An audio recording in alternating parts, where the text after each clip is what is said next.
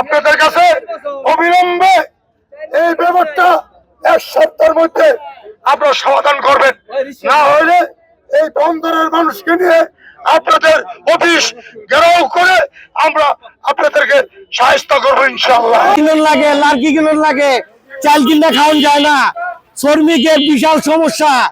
এইভাবে শ্রমিক চাকরি করে খাইতে পারতেছে না, 1 বছর ধরে গ্যাস নাই, হাজার হাজার টাকার লার্কি কিনে পুরা খায়, বেতন পায় 1500, লার্কি কিনে 1800।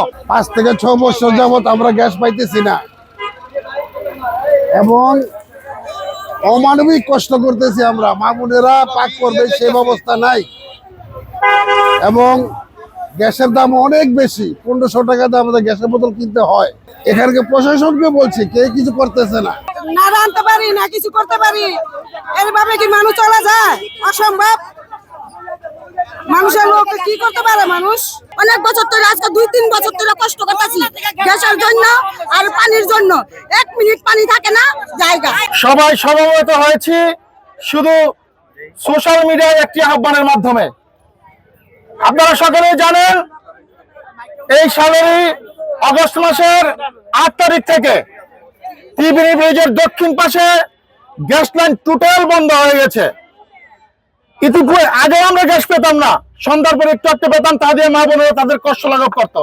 কিন্তু আগস্ট মাসের 8 তারিখ থেকে এই দক্ষিণাঞ্চলের বৃহত্তর সোনাকান্দা, ঋষিপাড়া, নয়াপাড়া, ব্যাপারীপাড়া, মাহমুদনগর, কলাগাছিয়া, ফরাজিকান্দা, হাজিপুর, উত্তর হাজিপুর, পশ্চিম হাজিপুর, পূর্ব হাজিপুর, এই সমস্ত অঞ্চলের গ্যাস চলাচল বন্ধ রয়েছে।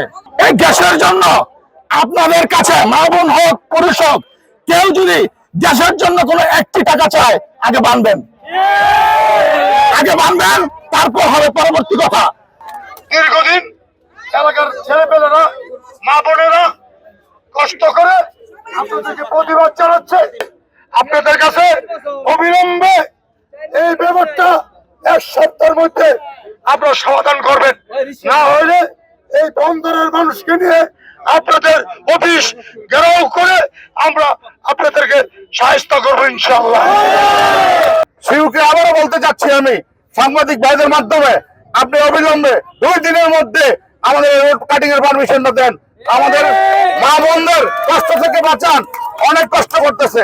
আরেকটা কথা বলতে চাই, এই রোড কাটিং এর যত খরচ লাগে ইনশাআল্লাহ আমি আপনাদের সামনে কথা দিলাম, এই রোড কাটিং এর খরচ আমি দেব। আপনারা মা বোনদের কাছে চাঁদা উঠাবেন না, আমি কথা দিলাম, রোড কাটিং এর যত খরচ লাগে আমি দেবো ইনশাআল্লাহ।